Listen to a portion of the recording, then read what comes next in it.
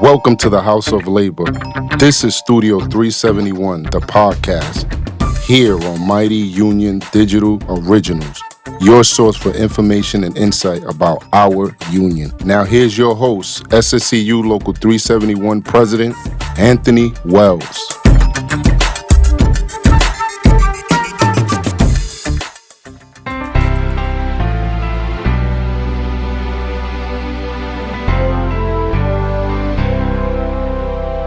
Lillian Davis Roberts is a soft-spoken, kind, and giving person, except when she's negotiating for workers. And then she's tough. Lillian, affectionately referred to as Miss Lil, is the grand dame of the labor movement for progressive causes making our city and country better. She used to say her religion is the labor movement.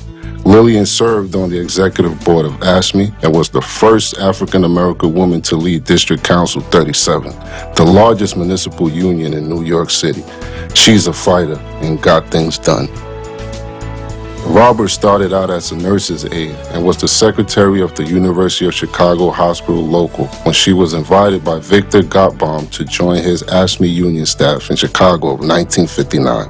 When Gottbaum became head of DC 37, Roberts joined them in New York as the director of hospital field operations and eventually became associate director in charge of organizing. In 1969, she was jailed for 2 weeks for defying New York Governor Nelson Rockefeller and leading a strike against 3 mental hospitals. In 1981, she left the union and was appointed as New York State Industrial Commissioner, the first African-American woman to hold such a high post in New York. From 1987 to 1992, she was Senior Vice President of Total Health Systems and HMO. There were tumultuous times at DC 37 in the late 1990s, and Roberts returned to DC 37 as executive director in 2002. As noted in Roberts' words, a return to that old-time religion. She has empowered so many generations of leadership directly and indirectly through her life and career. Lillian Roberts retired at the end of 2014. We thank her for her leadership, accomplishments, and remarkable work. We salute Lillian Roberts, and thank you, Miss Lil. Welcome back to part 2 of Studio 371. If you caught part 1, then you know how invigorating that conversation was with our members. If you didn't catch it, go back and look at it so you can know where we are moving forward now. Because just like the pandemic, we're not done. And there's more for us to talk about. Let me have our guests introduce themselves. Norma? Good afternoon. My name is Norma Vidal from Auburn Assessment Center in Brooklyn. Leilani? Leilani Irvin, Manhattan Borough Director for the Department of Social Services. And Anthony R. Afternoon, Anthony Ruggiero, HRA 151 West Broadway, supervisor. Supervisor of what? For the fraud investigation program out of this office. There you go. Y'all know we represent a lot of people. Okay, and there's a lot of diverse opinions, a lot of diverse stories. So we're just capturing some of it to talk about how we survived the pandemic and how we continue to survive this pandemic. One thing that's talked about more, and I'm happy about it, is mental health. How did the pandemic affect your mental health? Anthony, share. So for me, the pandemic affected my mental health in a way where I was more doubtful of a lot of decisions that I would make. I'm usually an individual who kind of follows a certain pattern and makes decisions based on information, and so now I started doubting myself because all the information surrounding the pandemic and how to take precautions, it was all confusing. One group of doctors would say one thing, and then you'd read some information and others would say another thing, which caused me to have these confusing, doubtful conflicting, ideas on what's my next move. What do I do? How do I prepare for tomorrow? So it messed my head up a little bit for a while. And so that's was how it affected me mentally. Thank you. Norma, you had a different perspective because you went in trying to do your job, working with families. How did that affect you mentally? Well, it was a bit, scary because we were around so many people and we didn't know how this virus was being, going around. So sometimes they would say, you get it if you're too close to someone. Sometimes they say if, some people when they speak, they spit. And, it was so many different ways. Sometimes the clients refused to wear masks. So it was kind of frightening. And especially when you see a lot of your coworkers get sick and you hear they're in the hospital, you hear they can't do this, they can't do that. It's kind of scary, when you have to go out there, when they put the curfew and, I'm leaving the job in the middle of the night, driving, in the streets and nobody's out there. It was scary, but, I'm glad that I made it through it. And so I'm so glad you made it through it. Moshe, Thank you. we're talking about how did this experience affect you mentally? Going through it, or how did that affect you? Um, I mean, it's just, it would like my colleagues have been saying, it's just a weird time right now. Like the ghost town of Manhattan, but now Manhattan's coming back. The lack of not knowing like what to do, how COVID is contracted, spread, things of that nature is it's. I mean, it's a good question to ask how it's affecting me. I just don't have like a concrete answer of like what to say. Hey, Lalani, How did this affect me mentally? As I expressed earlier, my workload tripled. And, I'm interfacing with communities and having tough conversations and dialogues about the people we service and, making all parties feel welcome, the community, as well as the clients and the residents that we serve in shelter. And so those are very intense conversations. And I was having a lot of those conversations that went well over into 10 o'clock, 11 o'clock, 12 o'clock at night, almost what felt like on a daily basis. And because I was working while at home, I had to kind of mentally detach and tell myself, you're off the clock, you're not working. Because I would find myself responding and going through emails all the wee hours of the night. And I had to create a boundary. So for me, setting boundaries was something that helped me have more of a peace of mind and also to be more present again with myself, with my family, looking at things more objectively, looking at things that matter, that's in front of me, which is, family and friends. And so, that was one of the takeaways for me, setting boundaries, cutting off, once I'm finished, once I'm done, I'm done. The other piece to it was just socialization. Not, before the pandemic, I would be seen in all over the city, all over the borough. Now I'm a little reluctant to want to be around crowds of people. I'm very much reserved. Don't like to, be in close proximity to people. And I had to catch that I was operating in that way. If someone invited me to an event or someplace, I caught myself saying no. And these are things I would love to participate in. I had to ask myself the question, well, why are you isolating? Why are you removing yourself? Why are you being a hermit crab? And it was really because of the unknown of who might have it, who might not have it. You're a chronic asthmatic. You're trying to protect yourself. But the reality is, this is a thing that's going to be here. So we have to learn how to live and navigate, through life with this virus, and just go, make sure that we're doing our own due diligence, health wise, being vitamined up, building up your immune system, protecting yourself with face coverings, etc. To make sure that we can still be present and participate in society. But I had to catch myself because I caught myself isolating. That was one of the things I had to be mindful of. I'm quite sure there are many people who are in similarly situated.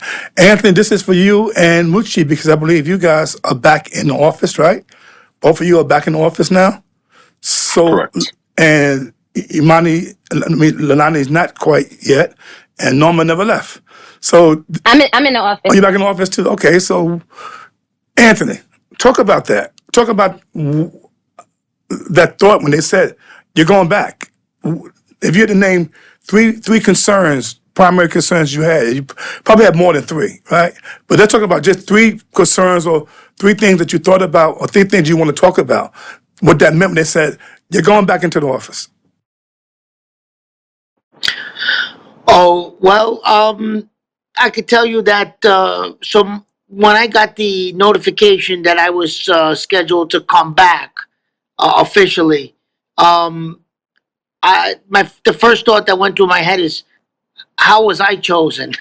What was the Why me? formula that they used to pick me? So that's the first thing that went in my mind. But what I noticed is there was a strange sense of coming back in, and initially it was 1 week on, 1 week off for about a month, and then it was every day.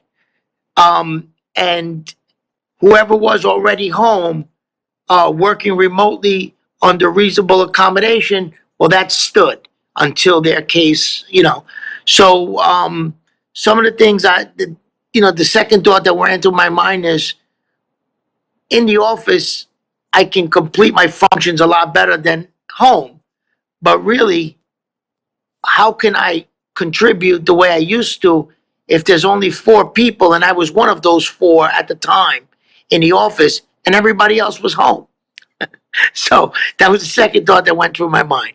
The third was, well, I feel safer since there's not that many people in the office, but yet, what happens at night, when I leave and I travel home? There's not many, security things in place. The office seemed a little dead. Safety concerns went through my head. What if an irate client would walk in and now I had to deal with that irate client rather than the HRA police who were not present, who used to be. So these are some of the initial thoughts that went through my mind coming back in and working nearly every single day since about September of 2021. That was definitely unique in your first response. Why me? And Mush. Yeah, exactly. That was different. Mush. Well, I mean, I kind of felt fine because back in January of 2021, I was part of the New York City Department of Health to the pods, the point of dispensaries. I was doing that for about 4 months. So I was kind of used to seeing folks getting back into the groove of leaving the house and actually working outside. So when I was transferred to this agency during the pandemic, I was excited to actually, get back into the routine of leaving the house again. My kid was actually going to a preschool at the time. So dropping her off, like getting back into the routine of leaving to the house, dropping her off, going to work, whether it be at the pod or now, at this agency, it was alleviating for me to have like something to do again. And we don't talk about that enough. Because I know of individual situations where workers have said, I can't do this no more. I don't want to be in this house anymore. I want to get into a routine. And so how important that was, and how that's connected to one's mental health. You indicated earlier, when you said this, having to get used to being in the house for 2 months in a limited space with your family, we all love. But it was a Right. whole new experience, wasn't it? Yeah, it definitely was. I mean, but to Miss Irvin's point, like during the pandemic, myself and my family were able to save so much money of just working the 2 jobs, and doing the pods and stuff like that, that we were able to buy a second home, where had ample space. But then that was the gift and the curse, right? We got this new home for this new remote style working and going to school, but then we got called back to go to work. so so it was like, all right. and that's what we wanted to capture. Once again, normally, though it didn't impact on you because you're already there, you had any reaction to that when you found out that most of your other city co-workers were going back into these offices or going back into the routine that you had never stopped? I was glad that, to be honest, I was glad they were called back because we were getting stuck with doing various jobs, not only with dealing with the clients, but also with the social service, helping them because the social workers were working from home. And it's hard for you to, help a client and you home and the client's here. So somebody here had to do the interaction with the client because there's papers to be signed, there's stuff for them to be given. And that's so I was kind of happy, even though they weren't so happy to come back, but I was happy to have them back. So now we have a pretty much a full house, but I still have a couple of social caseworkers that are fighting to go back out and they want to work remotely. They claim they feel they work better remotely. Yeah, we can have that discussion. So you all know that there's a bill in Albany seeking to have remote working or worker commute. We support that bill. I've cautioned us that everybody can't do it. There are some of our jobs you can't do remotely. It has impact, and so it has to spell itself out and play itself out over time. This remote working is a direct result of this pandemic. I need to say that clearly. The idea of reasonable accommodation have changed during this pandemic, okay, greatly. And it was due to administration that was willing to have conversation with the unions, okay, about how do we get through this crisis, this unprecedented crisis that none of us, unless you were here in 1919, were ever faced with. There was nothing like it. And yeah, there was not a whole lot of answers. As Anthony said earlier, oftentimes it was conflicting policies and conflicting views. Pre-vaccination, during vaccination, and now. So we're still in it. So you guys are still in it. So let's continue to talk about what that means about being in it. What do you think the future looks like? You can go immediate, or you can go to the Twilight Zone and go 40 years out if you want to. Lalani, start with you. You have probably the longest future. I think you're the youngest one on here. I didn't get a chance to answer the last question, but Go if ahead, I could just touch on it, I was very angry and upset. With the, I was happy to, return back. That wasn't the issue.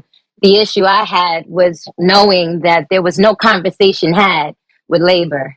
And so returning back looked like what for everybody? What protections were being put in place?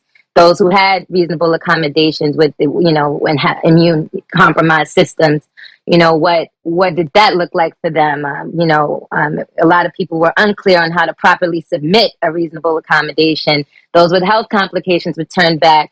And, others who may have not had health issues, what have you, their colleagues and peers were able to stay home. So you had people comparing and contrasting why that person got to stay home and why, and then to know that there was no conversation had with labor was very upsetting to me, and very disrespectful, in my opinion, to me. And, I was very upset about that. And so in future, I'm hoping that, when these types of crises happen, you have to talk to the people, your workforce. You have to absolutely, consult and check in. We also are voters. Let's just be clear. So just wanted to say that. Now, what the future looks like, what was your question? Future look like now, the present future, take it out. I call it the Twilight Zone future because we're talking about looking out 20 years from now or wherever, or where are we now with this? Well, I think that we are obviously in unprecedented time, and I kind of foresee us shifting into a technological era, like an era where technology is going to be heavily involved in the work that we do. I see more meetings continuing to be remote, and so folks learning and needing in the workforce to learn how to, work with technology is something that is going to be a technological wave, in my opinion. And I kind of could foresee a future where, especially young professionals, if I could speak on behalf of work for some, not all, but many young professionals are entertaining the idea of telework or being, leaving city to go into a private sector where they can work remotely and have more control and flexibility over their schedules. That is something that I kind of can foresee, but definitely want to be caution us to not as we move to a technological future. We also have to keep in mind that we need to secure our jobs, right? And don't want technology to replace workers. It's something that I'm concerned about, although it's a wave that's coming and something that's inevitable. But I think if there could be something we can be proactive to do right now is to make ourselves relevant in the technological wave, in the future of wave of technology that's to come to the workforce. So whatever that looks like is more of a brainstorming thing to think about now, but it's coming. But I know a lot of folks, especially young people, entertain the idea of it. And I'm all for it, but we also have to be mindful that, we want to make sure that we're not replacing workers with technology. And I kind of could foresee that the Whole Foods right up the street from Four World Trade Center. I go in there, I frequent it often. And when I go in there, it's self checkout. I'm like, what happened to the cashiers? Everybody's, calling out sick. And so now you're replacing, I kind of can see where technology is now replacing, workers. I just want to be mindful. A lot of these private companies are doing that. And I know as city workers, there's legislation and things being put out there to encourage more technology in these spaces. I'm all for it, but we got to be careful. We got to be mindful that it's not replacing workers and make ourselves relevant in that new technological wave that's to come. If that makes sense. I know I said a lot. It all makes sense because it's what you say, what you think. That's what this is about. Mush. I mean, so my last job, I was director of compliance and policy for small business services, and I still speak to some of my colleagues right now. And prior to the pandemic, we was just trying to figure out how we can get New Yorkers in more living wage kind of opportunities, right? But unfortunately, with the pandemic happening and just how business is being done now, every like even though like your Amazon delivery or your Grubhub delivery person that's an essential worker, that's still not really like a living wage kind of opportunity. So the way that, to Miss Irvin's point, the way that like technology is really changing the employment game per se, most jobs are going to be most employees are looking for remote opportunities so that they can work from home and be in the comforts of their house while still you know earning a wage. And that's the way the world is working now, right? Like it's folks just trying to earn a living but do it from home. I got you. Norma, a person who can't do their work from home, Right. just Well, cannot do it from home. for us, it really hasn't changed much. I don't see it changing. We have to be here, and just that I hope that in the future they, provide better equipment for us to protect us. Because unfortunately, we still in a pandemic. We still essential workers here, because we still have to wear a mask every day. All day. You know, and it's no and if or but about it. It's not an option. It's a must. We have to wear a mask. We're required. So not too much. Is going to be changed aside from the people with the reasonable accommodations. I just hope that they provide, more, um, you know, of the things that we need to be able to do our jobs. Being that we're here 24/7 with them, with the clients. You Well, know? thank you for that. And Anthony, you have the last word on this subject. Okay, so I guess since I'm the last person, I'm gonna give a little props to Leilani. So I think she was on point with her assessment of what the future looks like. Except, I'm just gonna add this part. I believe the future of New York City and labor is going to look like we will still have a strong workforce because New York City rules, laws, and civil procedures dictate that we need a labor force that is going to be able to serve the city. What that labor force is going to look like in 40 years, I believe, is AI, artificial intelligence. So it's going to be more of a robotic or a kind of a teleportation or an image that is going to appear. But that image is still going to need to be monitored and powered by a strong, competent workforce who has um, training and knowledge of computers, like Leilani has mentioned. Um, so, but one idea that came to mind from the different conversations is I see this telework in a good way. I see it as being used as a tool for our members to be used in negotiations, maybe, right?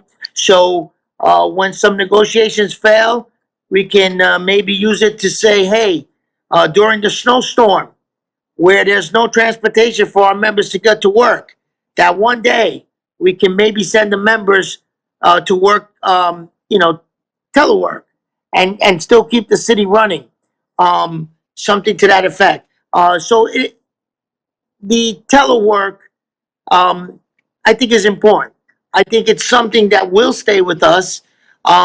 I think I'd like to see it more used a little bit more frequently because since we've been back, the city's been trying to kind of cut it out. Although in the paperwork it does say it can be used with the approval of an executive. Two great points. One, there's got to be a delicate balance between creating a workforce that's remote, one that uses technology. I think Yolani and you have said it clearly. Norma, letting you know that certain jobs are not going to change. Certain worlds are not going to change. Particularly for us in social services. We're in a different kind of bag. We're in a touch business. We interact with the public. That's what we do. And though we can do it remotely, we can't do it better than in person. That's okay, Aunt. That's okay. We got the last word from you. It's okay. You did good. So it's gonna be a difficult balance. What it also points out that there will be a continued need for the union. Lolani, you talking about Whole Foods. There are no more toll booths, folks. That union has done a great job of not losing members, but that union will never grow because we don't have toll booths anymore. Something so simple. There was a move to take out in the train stations the token booth, and they do not operate as much as they used to operate. So we have to have a delicate balance. And as someone said on the screen about sustainable life support jobs, I think, Mushy, you said something about that. We need jobs that can sustain families, which Yeah. includes health care benefits and pensions. So though people have said, yeah, there is a group that wants to work from home, and where we can, we will sit down and negotiate getting things done. At the same time, we will negotiate to make sure our workers have livable wages, have benefits, have safe working conditions, and have a voice. Let me say this to all our members who worked throughout the pandemic, wherever you worked. Thank you. SSEU Local 371 members came through, as did our brothers and sisters in other unions. It was a scary time. And it's still a scary time. But we are committed to doing the best job we can. And furthermore, you're committed to your families, because we all have one thing in common, folks. I say it all the time, everywhere I go. We all come to work for the same one common purpose: to get a paycheck, to put food on our families' tables. Amen. There's nothing wrong with that. And when we get there, we try to do the best that we can do on any given day.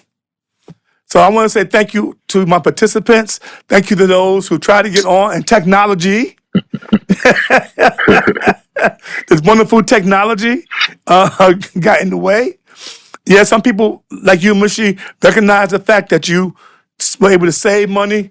You save money on car fare. You save money on lunch. You know, you may have eaten healthier, maybe not, maybe more ice cream at home than you would have out in the field. Okay?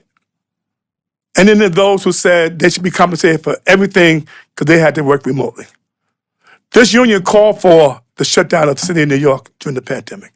This union called for wearing masks when the city said you could not wear a mask. It was this union.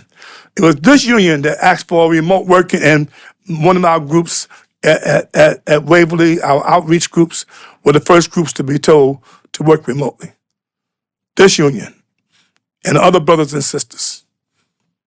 And as far as suffering, each of us have our own story. But here's the other part of that story. We're here now to make a difference.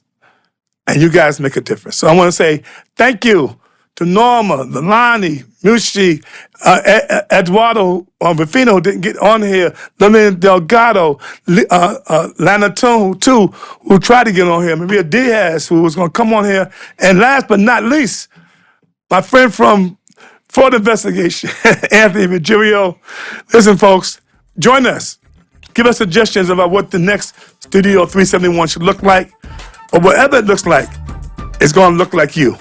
God bless you, and God bless the union. Thank you. Join us for our next Studio 371 podcast. We're going to talk about healthcare and premiums. What does that mean to you? Thanks for listening to Studio 371 with President Anthony Wells. If you like our show and want to know more, check out our website, www.mightyunion.org. Or please leave us a review on iTunes. Until next time, Union strong, Union proud.